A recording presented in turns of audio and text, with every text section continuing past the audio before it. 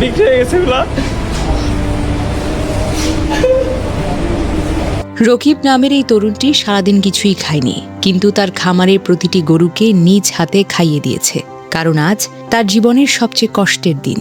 তার আদরের গরুগুলো, যাদের সে নিজের সন্তানের মতো লালন করেছে, সব বিক্রি হয়ে গেছে। ঢাকায় নিয়ে যাওয়া হবে কুরবানির জন্য।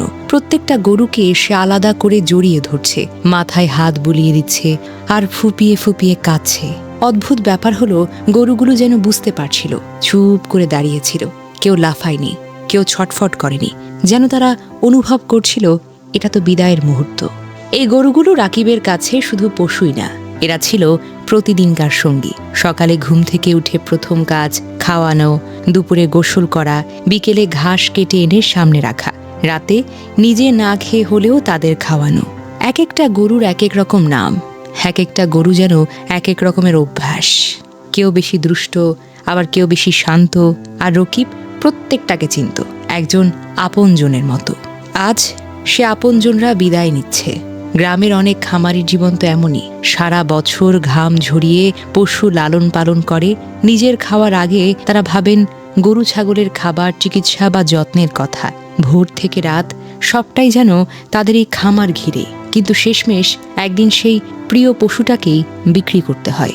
চোখের সামনে যাকে বড় করে তোলা হয়, যাকে পরিবারের সদস্যদের মতো যত্ন করা হয়, তার কাছ থেকে আলাদা হওয়ার সময়টা সহজ না।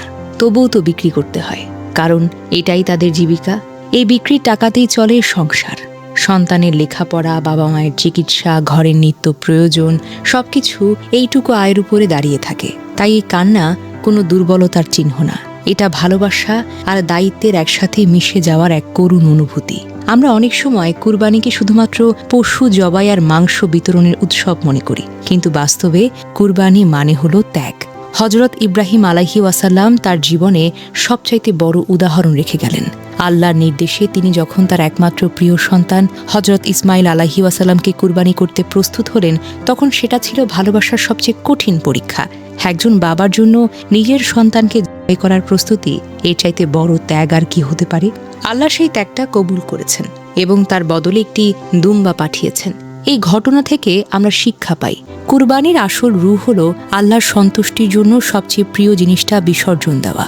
আজও সেই শিক্ষা আমাদের জন্য, আল্লাহর সন্তুষ্টির জন্য নিজের প্রিয় জিনিসটা ত্যাগ করা, মনের ভেতরের অহংকার, লোভ, স্বার্থপরতা সবকিছুকে কুরবানি করা আর অন্যের কষ্ট বোঝা। কুরবানি আমাদের শেখায় প্রিয় জিনিসকে আল্লাহর জন্য ছেড়ে দেওয়া, কিন্তু সেই ছেড়ে দেওয়ার মধ্যেও যে আবেগ লুকিয়ে থাকে তা রকিবের মতো হাজারো মানুষের চোখের পানিতে ধরা পড়ে। যারা কুরবানি দিচ্ছেন প্রত্যেকের প্রতি শ্রদ্ধা, আর যারা ত্যাগের সঙ্গে জড়িত তাদের আবেগকেও সম্মান করুন। কারণ কোরবানি শুধু মাংস বিতরণ নয়, এটা হৃদয়ের এক অমূল্য উৎসর্গ।